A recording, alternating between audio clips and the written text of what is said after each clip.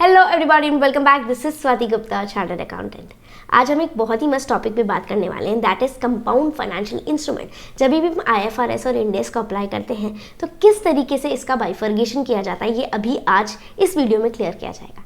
अब आपको क्या करना है, आपको सिंपली थोड़ा सा पेशेंस रखना है, ध्यान से सुनना है, वीडियो को एंड तक देखना है और अगर अच्छा लगे तो लाइक शेयर सब्सक्राइब सब कर देना। ओके, चलो आगे बढ़ते हैं। सबसे पहले एकदम सिंपल इंस्ट्रूमेंट से चालू करते हैं, उसके बाद में कंपाउंड पे चलेंगे। ओके, तो हम बात करते हैं फाइनेंशियल इंस्ट्रूमेंट की। जब आप इंड AS और IFRS अप्लाई नहीं कर रहे थे तब आप सिंपली, जैसे डिबेंचर था, डिबेंचर लाइबिलिटी है तो पूरे के पूरे डिबेंचर को लाइबिलिटी की तरह रिकॉर्ड कर देते थे। ओके, कोई दिक्कत नहीं थी। अब यहाँ पर इंड AS और IFRS के हिसाब से क्या बोलते हैं कि आपको ना इंस्ट्रूमेंट का नेचर देखना है, सिर्फ नाम पर नहीं जाना, इंस्टीड क्या करना है, नेचर देखना है। ओके, तो अगर उसका नेचर मैंडेटरी पेमेंट्स है तो आप उसको लायबिलिटी की तरह रिकॉर्ड कर दो। अगर उसका नेचर कैसा है कि डिस्क्रिशन पे है, वॉलंटरी बेसिस है, पेमेंट करना कंपलसरी नहीं है, मैंडेटरी नहीं है, तो आप उस पोर्शन को इक्विटी की तरह रिकॉर्ड करो। अच्छा, फटाक से समझेंगे। हमने बोला अगर आपको इंटरेस्ट या फिर जो भी आपका प्रिंसिपल है उसका पेमेंट करना मैंडेटरी है, ज़रूर हमेशा ही करना ही है, कोई ऑप्शन नहीं है, तो आपको उसको फाइनेंशियल लायबिलिटी की तरह रिकॉर्ड करना है।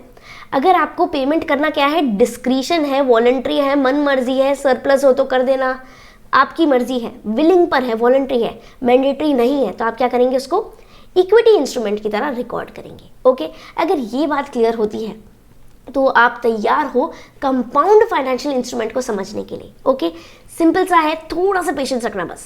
चलो, हमने बोला कंपाउंड इंस्ट्रूमेंट, तो कंपाउंड इंस्ट्रूमेंट है तो इसके हिस्से करने पड़ेंगे। अब हिस्से कैसे करें, किस तरीके से करें, किस बेसिस पे करें, अभी समझेंगे। ओके, हमने बोला अगर कोई भी ऐसा पोर्शन है जो क्या है, जिसका पेमेंट करना मैंडेटरी है, आप उसको क्या करेंगे, फाइनेंशियल लायबिलिटी की तरह रिकॉर्ड करेंगे। अगर हमने कोई भी पोर्शन को बोला कि कैसा है, उसका पेमेंट करना मैंडेटरी नहीं है, तो आप उसको इक्विटी की तरह रिकॉर्ड करेंगे। ओके, चलो फटाफट समझते हैं। हमने बोला कंपाउंड इंस्ट्रूमेंट है, मतलब इसमें दोनों ही तरीके की चीज़ें हैं, आपको बाइफरगेट करना है। तो प्रिंसिपल इज इररिडीमेबल, मतलब प्रिंसिपल का पेमेंट करना ज़रूरी नहीं है, तो हमने बोला प्रिंसिपल को क्या कर दो भाई साहब, इक्विटी की तरह रिकॉर्ड कर दो, क्लासीफाई कर दो। हमने वहीं पर बोला but payment of interest is mandatory, मतलब इंटरेस्ट का पेमेंट करना मैंडेटरी है, तो इंटरेस्ट का नेचर क्या है, लाइबिलिटी का है, तो हमने बोला इंटरेस्ट को आप फाइनेंशियल लाइबिलिटी की तरह रिकॉर्ड कर दो। क्लियर है? Good, very good. Interest liability is zero, क्या ऑप्शनल, मतलब इंटरेस्ट का पेमेंट नहीं करना है, एग्जाम्पल। ओके, या फिर जीरो पेमेंट करना है, तो इंटरेस्ट को आप क्या करेंगे, इक्विटी की तरह रिकॉर्ड कर देंगे। वहीं पर अगर प्रिंसिपल का रिडम्पशन करना मैंडेटरी है, आपको जरूर एक टाइम पीरियड दे रखा है आपको, तब पेमेंट करना मैंडेटरी है, तो आप उस पोर्शन को फाइनेंशियल लायबिलिटी की तरह रिकॉर्ड करेंगे।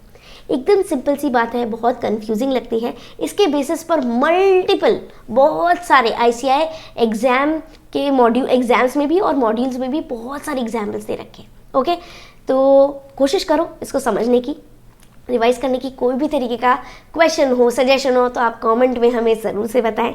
ओके, और मुझे कमेंट में ये भी लिखकर बताना कि ये वीडियो हेल्पफुल लग रहा है या नहीं। लाइक शेयर सब्सक्राइब ज़रूर से करके जाना। This is Swati Gupta, chartered accountant. See you in the next video. Till then take care, be safe, stay tuned.